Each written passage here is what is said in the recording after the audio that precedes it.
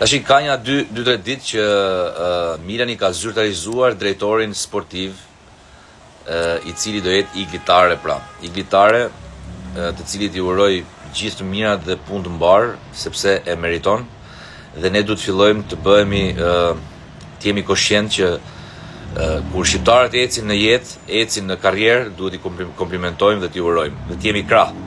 Se jemi popull i vogël dhe kur shohim një njeriu ton, një shqiptar që ecën kaq lart se ti je drejtor sportiv të Milani, nuk është pak. Jo nuk është pak, po është shumë, është një arritje në karrierë. Ta komplimentojmë pra, e para se shqiptar, e dyta sepse e meriton.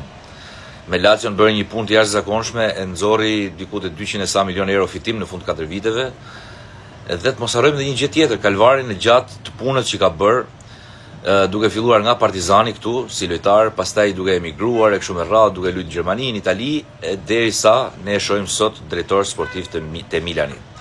Tani un kam parë shumë mesazhe, shumë urime, shumë gjëra, kam parë edhe të sinqerta, edhe hipokrite për të, sepse mbaj mend një herë kur Igli u diskutu këtu për të marrë një post drejtues në Shqipëri, u diskutu, nuk e dia ka qenë dëshira e tij apo jo, po u diskutu, kishte shumë zëra kundër. Jo po do vijej nga Italia tash ta marrë këtu e kene. Mirë po, vjen një moment që gjithë zërat kundër e komplimentojnë dhe më vjen mirë. Gjithsesi duhet komplimentuar. Kështu që komplimente Igli, shkoft mbar.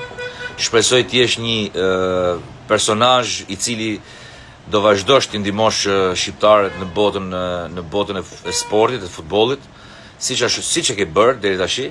Unë me informacionet e mia e ka bërë, ka ndihmuar shumë shqiptarë që dinë luajnë futboll për t'i integruar në futbollin evropian dhe shpresoj të shkojë mbar. Ta nxjerrësh dhe Milanin me fitim i herë si fillim dhe pastaj ca vende më lart në kategori në Serie A. Tani unë si interist do më pëlqente të ishte te Interi, po te Milani është një arritje e shkëlqyer, kështu që urime.